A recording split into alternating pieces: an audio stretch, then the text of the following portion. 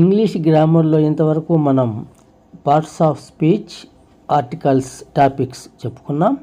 ఈ వీడియో నుంచి ఇంగ్లీష్ గ్రామర్లో ప్రధానమైనది మేజర్ టాపిక్ టెన్స్ గురించి చెప్పుకుంటాం. ఒక ఇంటిని నిర్మించేటప్పుడు అతి ప్రధానమైనవి గోడలు, వాల్స్. అంటే ప్లాన్ ప్రకారం గోడలు నిర్మిస్తే హౌస్ అయిపోతుంది. అదేవిధంగా ఒక టెన్స్ ప్రకారం వాక్యాన్ని ఫ్రేమ్ చేస్తే ఒక మీనింగ్ఫుల్ సెంటెన్స్ అవుతుంది. కానీ ఈ హౌస్ గోడలు కట్టేంత మాత్రాన పూర్తి అవ్వదు. దానికి Windows, doors, water system, pipes, ఇంకా అల్మారాలు, షెల్ఫ్లు ఇవన్నీ పెట్టాలి. అప్పుడు ఇది ఫుల్ ఫ్లెడ్జ్డ్ హౌస్ అవుతుంది. అదేవిధంగా ఒక ఇంగ్లీష్ సెంటెన్స్లో కూడా టెన్స్ ప్రకారం ఒక సెంటెన్స్ రాసిన తర్వాత దాంట్లో articles, parts of speech, direct indirect speech ఇవన్నీ ఎక్స్ట్రా హంగులు పెట్టినప్పుడు అది ఫుల్ మీనింగ్ ఇచ్చే సెంటెన్స్ అవుతుంది. ఈ విధంగా ఒక హౌస్కి ఏ విధంగా గోడలు ప్రధానమైనవో ఒక సెంటెన్స్ ఫ్రేమ్ చేయడానికి ఇంగ్లీష్ గ్రామర్లో టెన్స్ అంత ఇంపార్టెంట్గా చెప్పడం జరుగుతుంది.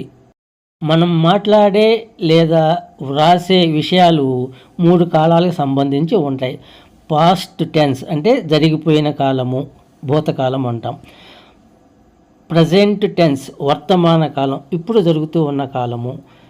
ఫ్యూచర్ టెన్స్ భవిష్యత్తు అంటే ఇక మీదట జరగబోయే కాలము. మనం చెప్పే విషయాలన్నీ కూడా ఈ 3 కాలాలకు సంబంధించినవే అయి ఉంటాయి. జరిగినవన్నా అయి ఉంటాయి, జరుగుతూ ఉన్నవన్నా అయి ఉంటాయి, జరగబోయేటవన్నా అయి ఉంటాయి.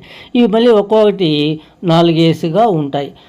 పాస్ట్ టెన్స్లో అయితే past simple, past continuous, past perfect continuous. ఇవే ప్రజెంట్ టెన్స్లో ఉంటాయి. Present simple, present continuous, present perfect continuous. ఇవే ఫ్యూచర్లో ఉంటాయి. Future simple, future continuous, future perfect continuous. అంటే మనం చెప్పే విషయాలన్నీ కూడా ఈ 12 టెన్స్లోనే ఉంటాయి. అంటే మనం కరెక్ట్గా ఇంగ్లీషు రాయాలి, మాట్లాడాలంటే ఈ 12 టెన్స్ల యొక్క స్ట్రక్చర్, వాక్య నిర్మాణాన్ని మనం క్షుణ్ణంగా తెలుసుకుంటే మనం కరెక్ట్ ఇంగ్లీష్ని ఉపయోగించే వాళ్ళమే అవుతాం.